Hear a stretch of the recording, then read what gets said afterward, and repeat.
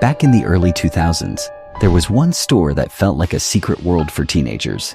A place filled with black band shirts, chains, neon hair dye, skull rings, and music blasting from every corner. If you walked into a mall and saw a crowd of emos, goth kids, skaters, punks, and anime fans hanging around one spot, chances are it was Hot Topic, and for a while, it looked unstoppable. But then, something strange happened. The very thing that made Hot Topic cool slowly started disappearing. The stores became emptier. The internet changed fashion forever, and millions of people began asking the same question. How did one of the most iconic stores in America almost lose everything? To understand the rise and fall of Hot Topic, you have to go back to a time before TikTok, before online shopping completely took over, before fashion trends changed every week. Back then, malls were everything. They were social media before social media existed. Teenagers didn't just go there to shop. They went there to hang out, flirt, discover music, and figure out who they were. And right in the middle of that culture was Hot Topic. The company was founded in 1988 by a man named Orv Madden. And honestly, the idea came from something incredibly simple. He noticed that music-inspired fashion was exploding in popularity. Bands like Guns N' Roses and Metallica weren't just making music anymore. They were creating identities. Fans wanted to dress like the artists they loved, and most regular clothing stores completely ignored that audience. So Madden created a store that felt different from every other shop in the mall. Dark walls, loud music, edgy clothes, and an attitude that almost screamed, "This place isn't for everyone." And weirdly enough, that became its biggest strength. Teenagers who felt ignored suddenly had a place that understood them. If you were into punk rock, there was something for you. If you liked goth culture, there was something for you. Anime fan, metalhead, skater kid, emo teenager. Hot Topic welcomed all of them. And this was the magic of the brand. It wasn't just selling clothes, it was selling belonging. That emotional connection turned out to be incredibly powerful. By the late 1990s and early 2000s, Hot Topic exploded in popularity. Malls across America were opening new locations constantly, and the company became one of the biggest youth fashion retailers in the country. But here's the interesting part. Hot Topic wasn't really following trends. It was creating spaces for subcultures before most corporations even understood them. And because of that, customers became fiercely loyal. People didn't just shop there. They identified with it. Some teenagers literally spent hours inside those stores every weekend. And then came the emo era. This is where everything changed. Around the mid-2000s, emo music and alternative culture suddenly went mainstream. Bands like My Chemical Romance, Fall Out Boy, Panic at the Disco, and Paramore were dominating teenage culture. And Hot Topic became the unofficial headquarters of that entire movement.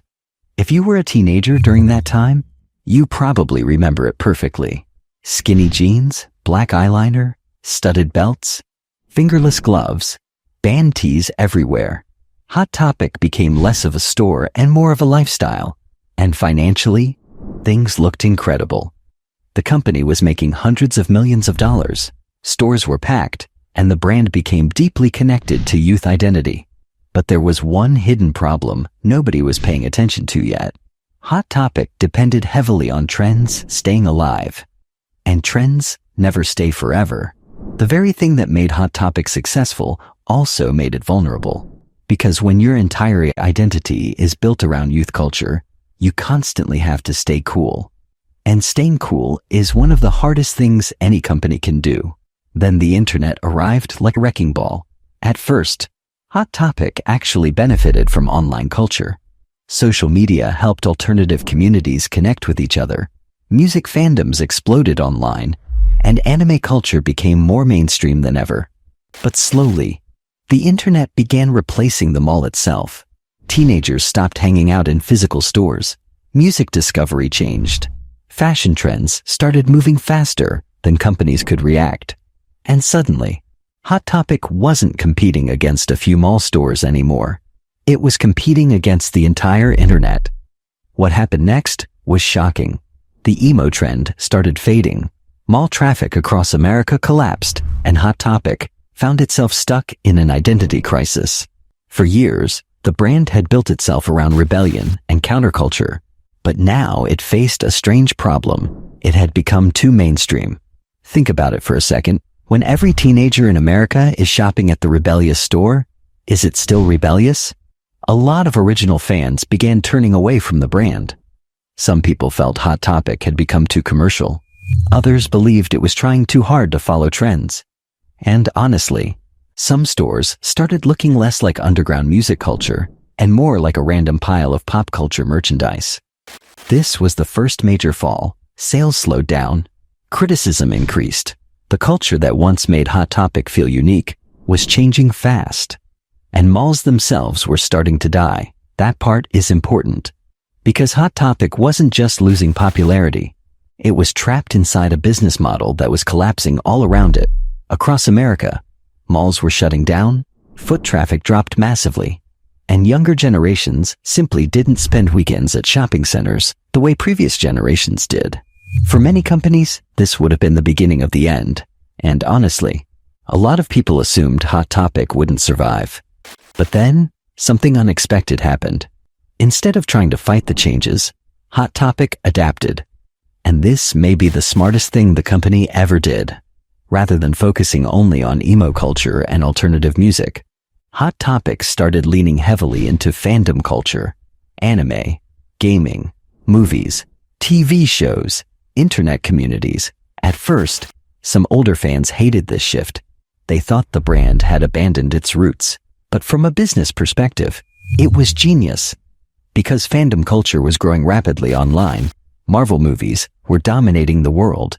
Anime was becoming massively mainstream. Gaming culture exploded globally. And suddenly, Hot Topic found a brand new audience. Walk into a Hot Topic today, and you'll still see black shirts and chains. But now, you'll also find shelves filled with anime hoodies, Funko Pops, Disney merch, horror collectibles, and TikTok-inspired fashion. The company basically reinvented itself for a new generation. And surprisingly, it worked. This was the comeback phase. Hot Topic managed to survive while many mall retailers completely disappeared. Stores like Sears, Toys R Us, and countless fashion chains struggled or collapsed entirely. Yet, Hot Topic stayed alive. Why? Because it understood something very important. Young people still wanted identity-based shopping. They still wanted communities. The form changed, but the emotional needs stayed the same. And Hot Topic learned how to evolve with it. But things still weren't perfect, because another challenge was quietly growing in the background. Fast fashion, companies like Shine and online retailers began moving trends at insane speeds. Suddenly, teenagers could buy trendy clothing online for incredibly cheap prices without ever stepping into a mall. This created another huge problem for Hot Topic. How do you compete with internet speed when you operate physical stores? And honestly, this is where the company faced another turning point. Instead of trying to win through cheap prices, Hot Topic focused harder on exclusivity and fandom loyalty, limited edition merch, licensed collaborations, convention culture, anime exclusives. The company realized it couldn't beat the internet at speed, so it focused on emotional attachment instead. And in a strange way, that strategy kept working. Because people don't just buy fandom merchandise for practicality. They buy it because it represents who they are. That emotional connection once again became Hot Topic's survival tool. Still, not everyone was convinced. Critics argued the company had lost its soul. Older fans said the edgy, rebellious atmosphere from the early days was gone. And honestly, there's some truth to that. The original Hot Topic felt dangerous in a way modern stores don't. Back then, parents sometimes hated the place. Now, it often feels more like mainstream geek culture. But maybe that transformation was unavoidable. Subcultures always change when they become popular. Punk eventually became fashion. Gaming became mainstream entertainment. Anime became global culture. Even rebellion gets commercialized eventually.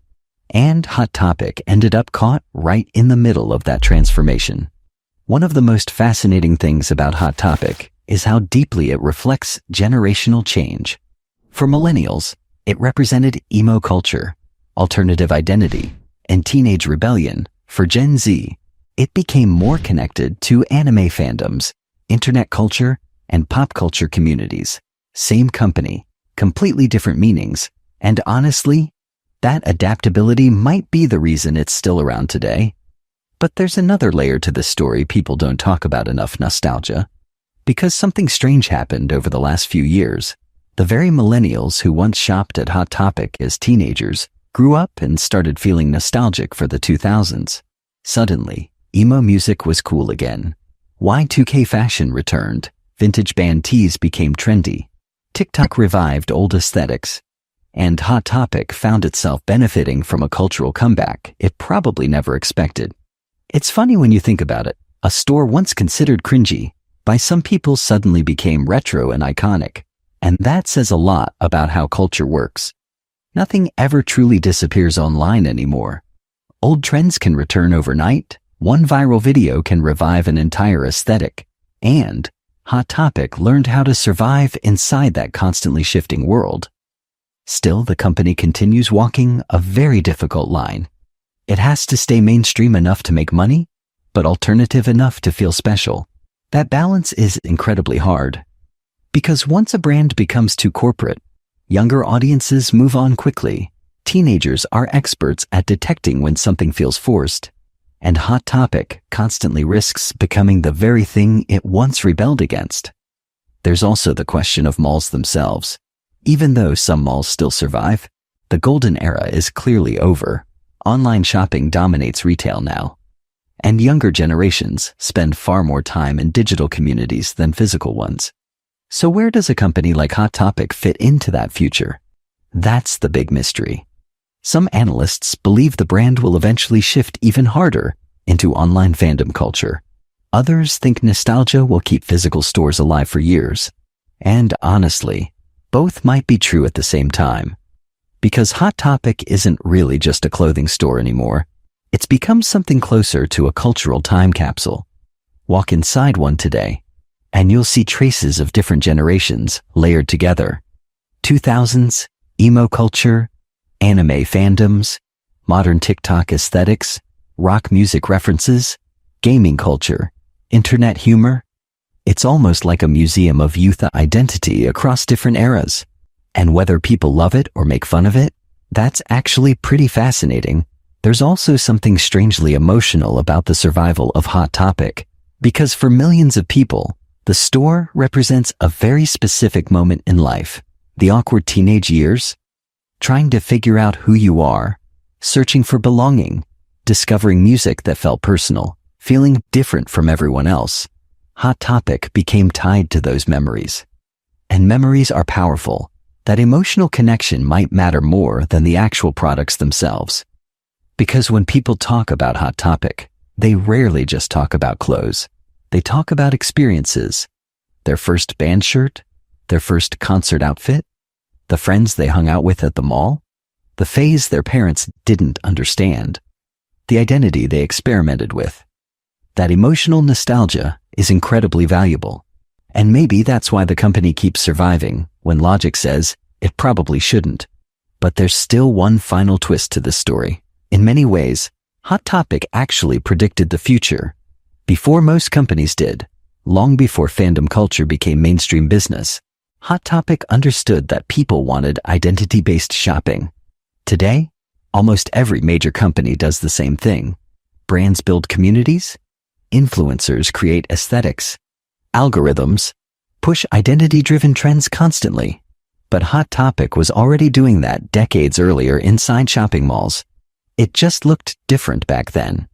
And honestly, that's why this story feels bigger than just one retail chain. It's really about how youth culture changes over time, how rebellion becomes mainstream, how trends rise and collapse, how nostalgia reshapes everything, and how businesses either adapt or disappear. Hot Topic came dangerously close to becoming irrelevant. At several points, it looked like the company might fade away completely. But somehow, It kept reinventing itself again and again. Maybe not perfectly, maybe not without criticism, but enough to survive. And survival itself is impressive in a retail world where so many famous brands vanished. So today, Hot Topic exists in this strange position, not fully underground, not fully mainstream, not completely old school, not completely modern. It's caught between generations, trends, and identities. And maybe that's exactly why people still find it interesting. Because deep down, Hot Topic reflects something universal, the desire to belong somewhere while also feeling unique. That tension never really goes away, no matter how much culture changes. And maybe that's the real reason Hot Topic still matters. Not because of the clothes, not because of the chains or band shirts or anime hoodies, but because for a lot of people, it represented the first place where they felt seen. And honestly, that's hard to kill. So now the question becomes, what happens next? Can Hot Topic continue evolving in a world dominated by online trends and fast-moving internet culture? Or will it eventually become another nostalgic relic from the mall era? And maybe the bigger question is this: can any brand stay truly rebellious once it becomes successful?